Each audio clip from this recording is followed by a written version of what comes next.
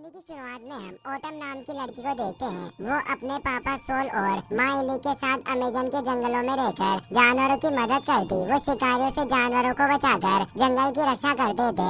एक दिन जंगल में घूमते हुए ओटम को ब्लैक जैगुआर का खोया हुआ बच्चा मिलता है। ओटम धीरे से उसके पास जाकर उसका विश्वास जीत लेती है। वो उसका नाम होप रखती है और उसके साथ खेलने लगी। कुछ ही समय में वो दोनों अच्छे दोस्त बन जाते हैं। अचानक उसे गोलियां चलने की आवाज सुनाई देती है। ओटम को समझ में आ गया था कि शिकारी उनके आसपास आ चुके हैं, इसलिए वो होप को लेकर शांत से एक जगह पर बैठ जाती है ताकि शिकारियों को उसके बारे में पता न चले। रात में सोल और एली ओटम को ढूंढते हुए उसके पास आ गए। होप को देख एली और सोल को पता चल गया था कि वो उसी जैगुआर का बच्चा है जिसे सुबह शिकारियों ने मार डाला।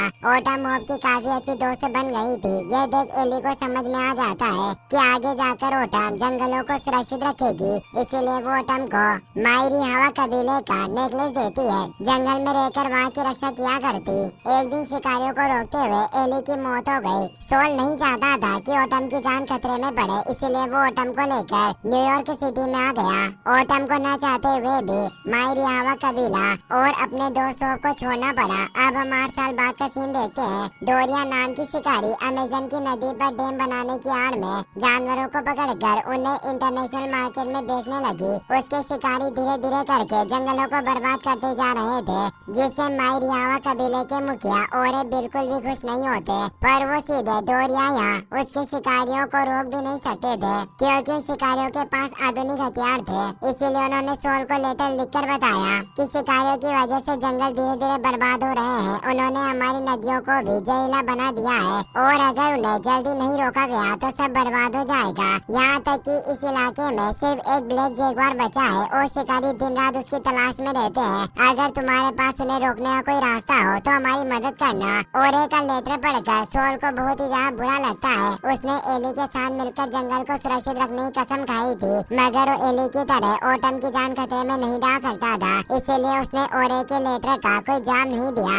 ओटम को हर रोज खौफ के सपने आते थे, जिस वजह से वो ठीक से सो भी नहीं पाती और अपने रूम में उसकी पेंटिंग लगाने लगी। ओरे ने लेटर में ओटम के बारे में लिखा था, पर सोल ने उसे कुछ नहीं बताया, क्योंकि जानता था कि अगर ओटम को पता चल गया कि अमेजन में जैगुआर का शिकार किया जा रहा है तो वो वहाँ जाने की जिद करेगी। ओटम को जानवरों के ऊपर अत्याचार बिल्कुल भी पसंद नहीं था, इसलिए जब उसकी बायोलॉजी टीचर आंजा एक्सपेरिमेंट के लिए एक फ्रॉग मंगवाने लगती है तो ओटम ने उसकी शिकायत करने के लिए एनिमल क्रुएल्टी डिपार्टमेंट में फोन लगा दिया।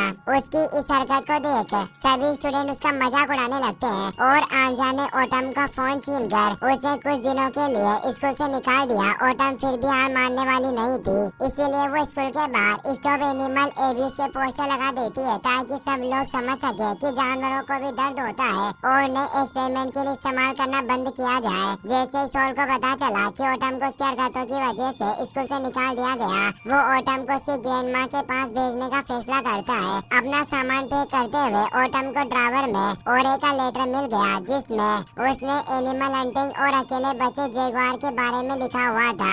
ओटम को ऐसा लगता है कि वो अकेला बचा जैगुआर होप हो सकता है और उसे मरने नहीं दे सकती थी। वो गुस्से में सोल के पास जाकर पूछने लगी, आखिर आपने मुझे ओरे के लेटर के बारे में क्यों नहीं बताया? वो आखिरी जैगुआर होप भी हो सकता है और हमें उसे बचाने के लिए जाना होगा, मगर सोल ने मायरी हवा में जाने से मना कर दिया। ओटम को इससे बहुत ही ज्यादा गुस्सा आता है और वो घर आ गई। उसे अपनी माँ एली की बहुत ही ज्यादा याद आ रही थी और उसे याद करते हुए रोने लगी, मगर फिर ओटम को समझ में आ गया था कि रोने से कुछ ठीक नहीं होने वाला, इसीलिए वो अपना सामान पैक करके मायरी हवा जाने के लिए तैयार हो गई। वो अपना फोन लेने के लिए आंजा के पास चली जाती है। आंजा ओटम से पूछने लगी, आखिर तुम बैग लेकर कहाँ जा रही हो? ओटम ने झूठ बोल दिया कि मैं अपनी ग्रैंड माँ के घर जा रही हूँ, पर आंजा को उसकी बातों पर भरोसा नहीं होता और वो सोल के बारे में पूछने लगती है, पर ओटम उसकी बातों पर कोई जवाब नहीं दे रही थी, जिससे आंजा ने अनुमान लगा लिया कि तुम्हारे अपने पापा के साथ झगड़ा हुआ है और तुम उन्हें बताए बिना घर छोड़कर जा रही हो, पर मेरे होते हुए तुम ऐसा नहीं कर सकती। वो ओटम के फोन से सोल को कॉल करने लगी। ऑटम नहीं चाहती थी कि सोल को उसके माई रियावा जाने के बारे में पता चले, इसलिए वो आंजा के एजोक किटेन को खिड़की से बाहर फेंकने की धमकी देने लगी। आंजा किटेन से बहुत ही ज्यादा प्यार करती थी और उसने चुपचाप ऑटम को उसका फोन वापस देने के लिए मान गई। तभी ऑटम के फोन पर माई रियावा का एयरप्लेन टिकट बुक होने का मैसेज आता है। इतने में ऑटम अपना फोन लेकर वहाँ से भाग गई। आंजा को पता चल गया था कि ऑटम अपने पापा को बिना बताए माई रियावा में जा रही है। आंजा जानती थी कि अमेज़न के जंगलों में बहुत खतरा है, जिससे ऑटम की जान को खतरा हो सकता है। आंजा उसे रोकने के लिए उसके पीछे चली गई। एयरपोर्ट पहुँचते ही ऑटम ने अपनी ग्रैंडमा को फोन करके झूठ बोल दिया। कुछ दिनों तक मैं अपने दोस्त के घर रहूंगी, पर मैंने पापा से बोला है कि मैं आपके पास आ रही हूँ, इसलिए अगर पापा आपसे कुछ पूछे तो आप कह देना कि मैं आपके साथ हूँ। ग्रैंडमा को इससे कोई परेशानी नहीं थी और उन्होंने ऑटम के झूठ में उसका साथ दे दिया। कुछ वक्त बाद आंजा भी एयरपोर्ट के टिकट लेकर माई रियावा जाने वाली फ्लाइट में बैठ गई। वो ऑटम को लेकर फ्लाइट से उतरना चाहती थी, पर फ्लाइट टेक ऑफ करने वाली थी, इसलिए एयर होस्टेस ने उसे रोक लिया।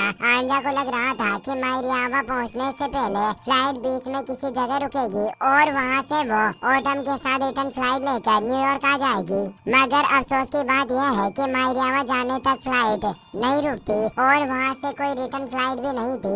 एयरपोर्ट के बाहर बहुत सारे लोग डोरिया को डैम बनाने से रोकने के लिए प्रोटेस्ट कर रहे थे और उनके बीच माई रियावा कबीले के लोग भी मौजूद थे, पर उनमें ऐसा कोई मौजूद नहीं था जिसे ऑटम पहचानती हो, इसीलिए वो माई रियावा कबीले की तलाश में निकल पड़ी। वो आंजा को बाथरूम में छोड़कर वहाँ से भागने की कोशिश भी करती है, पर आंजा दोबारा उसके पीछे आ गई और दोनों एक गाड़ी में बैठ जाती है। आंजा बोली, मुझे समझ नहीं आ रहा कि आखिर तुम अपने दोस्त को बचाने के लिए अमेज़न जैसे खतरनाक जंगल में अकेली आ गई। क्या तुम्हें लगता है क्या इसी खतरनाक जगह पर जिंदा बचना इतना आसान है? ऑटम बोली, आप अच्छी तरह से जानती है कि इंसान जंगलों को बर्बाद कर रहे हैं और एक बायोलॉजी टीचर होने के नाते आपका फर्ज बनता है कि आप उन्हें रोके, पर आप तो सिर्फ बेजुबान जीवों पर एक्सपेरिमेंट करती है।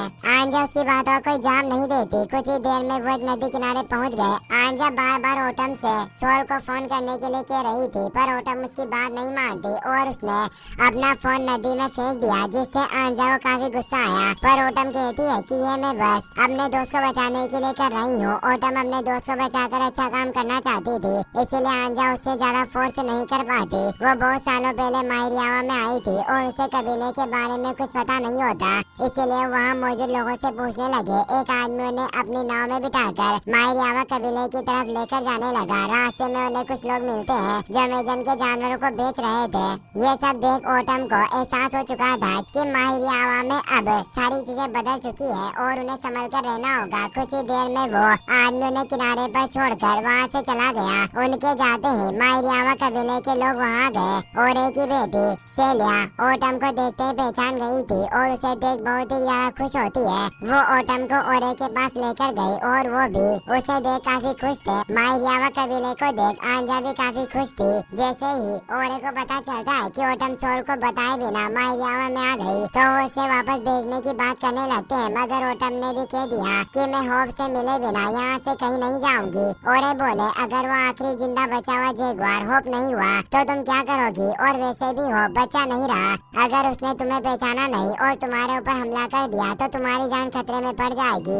सोल इस बारे में जानता था और इसी वजह से तुम्हें रोक रहा था। तुम्हें उसकी बात माननी चाहिए थी। खेल में जल्दी तुम्हें वापस भेजने का इंतजाम करता हूँ। ऑटम उनकी बातों पर ध्यान नहीं देती और सेलिया के साथ मिलकर अपने पुराने घर को देखने के लिए चली गई। सालों से कोई उस घर में नहीं रह रहा था, जिस वजह से वो पूरी जगह बर्बाद हो गई थी। वहाँ ऑटम को अपनी पुरानी ड्राइंग मिलती है जिसमें उसने होप के साथ खुद को ड्रॉ किया था। ऑटम अपने फेवरेट ट्री हाउस देखने के लिए उसके पास जाती है, लेकिन तभी उसके अंदर से होप बाहर निकल आया और उसके पंजे की वजह से ऑटम घायल होकर जमीन पर गिर जाती है। काफी सालों तक दूर रहने की वजह से होप ऑटम को पहचान नहीं पा रहा था और वहाँ से दूर भाग गया। होप के हमले की वजह से ऑटम के कंधे पर चोट लगी थी और ओरे उसके जख्म पर मलहम लगाने लगे। ऑटम पूछती है, आखिर होप इतना बदल कैसे गया? हम इतने वक्त तक साथ रहे थे, वो मुझे पहचान क्यों नहीं पा रहा और मुझसे दूर क्यों चला गया? ओरे बोले, अभी तक हमें ये पता नहीं चल पाया है कि वो जगुआर होप है या नहीं, और अगर होप भी हुआ तो इतने वक्त जंगल में खुला घूमने की वजह से वो खुकार हो चुका है। अगर तुमने उसके पास जाने की कोशिश की तो इससे तुम्हारी जान खतरे में पड़ जाएगी। जैसे ही आंजा को पता चलता है कि होप एक जगुआर है तो उसके होश उड़ गए, क्योंकि इतने वक्त से उसे लग रहा था कि वो कोई इंसान है। मलहम लगाने के बाद ऑटम बेहोश हो गई थी, इसीलिए सबने उसे आराम करने के लिए अकेला छोड़ दिया। आंजा ओरे से कहने लगी, मुझे यकीन नहीं हो रहा कि ऑटम न्यूयॉर्क से यहाँ से एक जगुआर को बचाने के लिए आई और अब उसी जगुआर ने ऑटम को घायल भी कर दिया और उसे इलीगल एनिमल ट्रैफिकिंग के बारे में बताते हैं। वो बोले, दुनिया में हर दिन एनिमल ट्रैफिकिंग बढ़ती जा रही है। शिकारी जानवरों को पकड़ने के लिए कुछ भी कर सकते हैं और अगर ऑटम ने उन्हें होप को पकड़ने से रोका तो उसे भी मार देंगे। सोल को इलीगल एनिमल ट्रैफिकिंग के बारे में सब पता है और इन शिकारियों को रोकते हुए उसने अपनी बीवी एली को खो दिया। अब वो ऑटम को नहीं खोना चाहता, इसीलिए इसे मायरियावा आने से रोक रहा था। ये सब बातें सुनकर आंजा हैरान रह गई और अब उसे एहसास हो गया था कि ऑटम जानवरों को लेकर इतनी ज्यादा सेंसिटिव क्यों है। ऑटम शांति से आराम कर रही थी, तभी उसे होप की आवाज सुनाई देती है और उठकर उसे देखने लगी। होप उसे देख वहाँ से दूर जाने लगा और ऑटम भी पहरेदार की नजरों से बचकर उसके पीछे पीछे चली गई। वो होप के निशानों का पीछा करते हुए उसके पास चली जाती है, मगर होप उसे डर रहा था और बैठकर उसे देखने लगा। ऑटम को भी उससे डर लगने लगता है, क्योंकि इतने सालों से दोनों ने एक दूसरे को नहीं देखा था। कहीं होप गुस्से में आकर उस पर हमला न कर दे। ऑटम उससे कहती है, क्या तुम मुझे पहचान नहीं पा रहे? हम दोनों बचपन में एक दूसरे के साथ खेलते और साथ रहा करते। जब तुम्हारी माँ मारी गई तो उसके बाद से मैंने तुम्हारा ध्यान रखा था। होप उसे पहचान तो गया था, पर फिर भी उसे डर लग रहा था, इसलिए वहाँ से भाग गया। ऑटम को इससे बहुत ही ज्यादा बुरा लगता है और वो रोते हुए होप को वापस बुलाने लगी, पर वो वापस नहीं आता।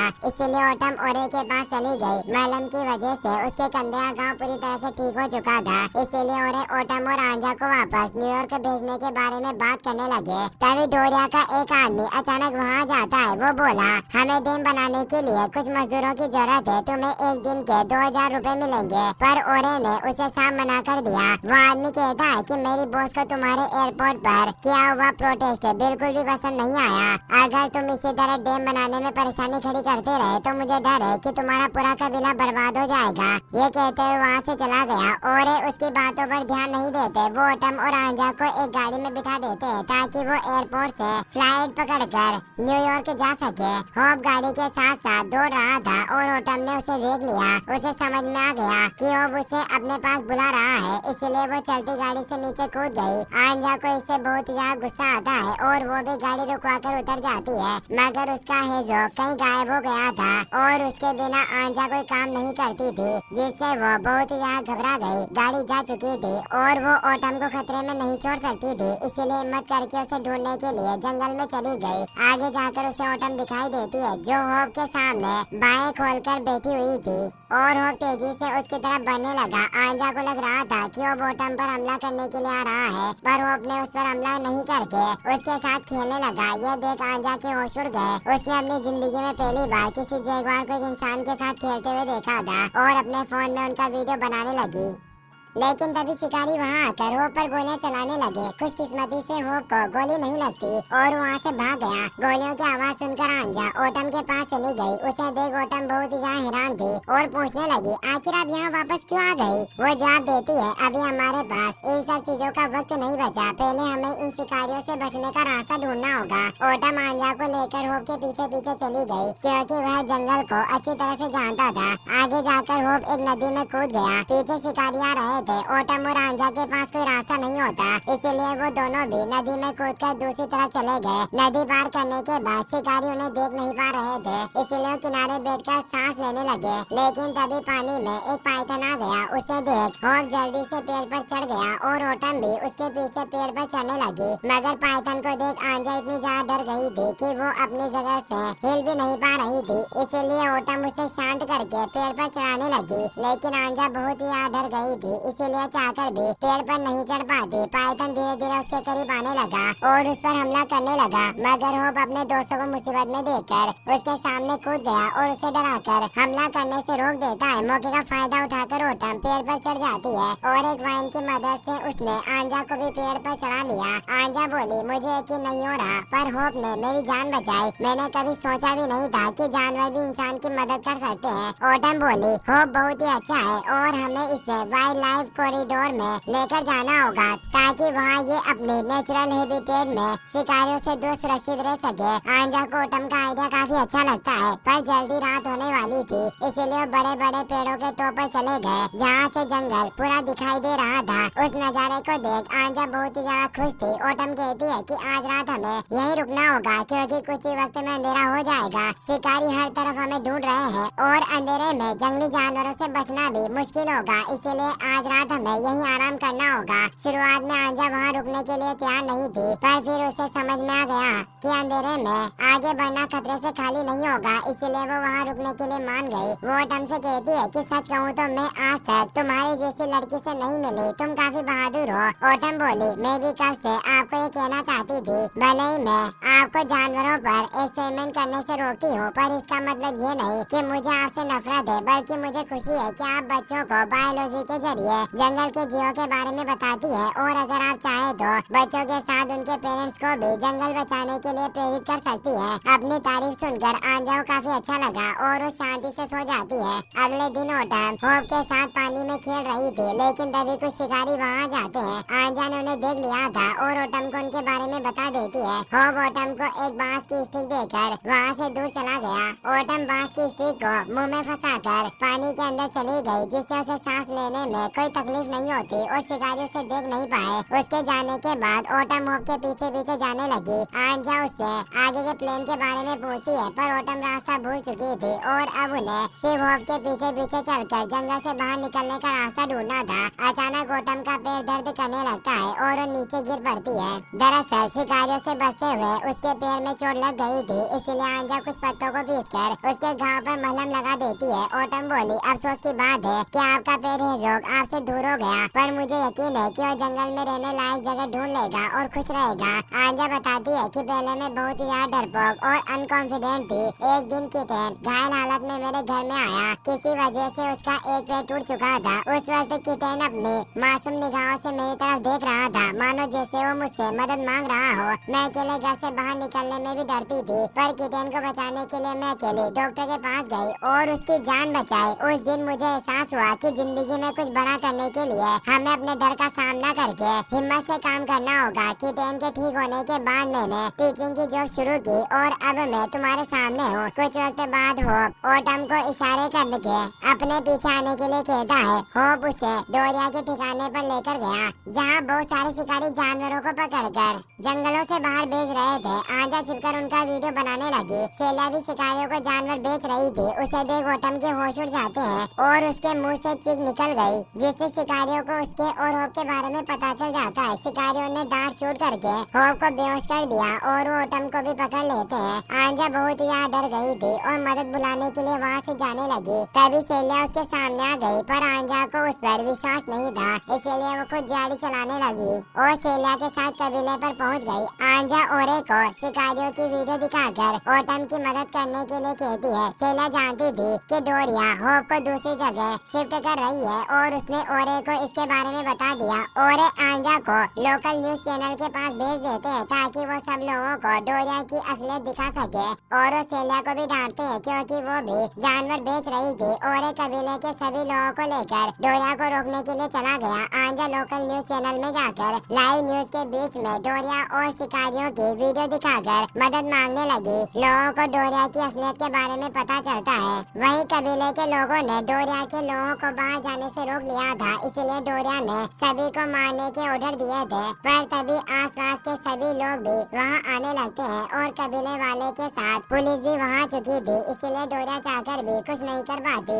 और पुलिस ने गैर कानूनी कामों की वजह से उन्हें गिरफ्तार कर लिया। आंजा पिंजरे का दरवाजा खोलकर होप को आजाद कर देती है। ओटम आंजा को गले लगाकर उसका शुक्रिया अदा करने लगी और होप के साथ जंगल में चली जाती है। तभी किटेन भी आंजा के पास आ गया। उसे देख आंजा बहुत ही ज्यादा खुश थी। सोल भी वहाँ चुका था और ओटम उसके साथ एली की कब्र पर फूल चढ़ाती है। काफी सोचने के बाद सोल ने फैसला कर लिया कि वो ओटम के साथ जंगल में रहकर वहाँ की रक्षा करेगा। इससे ओटम बहुत ही ज्यादा खुश थी और वो होप के साथ खुशी से रहने लगती है और आंजा भी अब सोल को पसंद करने लगी थी, इसीलिए वो भी उनके साथ ही वहीं रहने लग जाती है। इसी के साथ मूवी की हैप्पी एंडिंग हो जाती है। वीडियो पसंद आया हो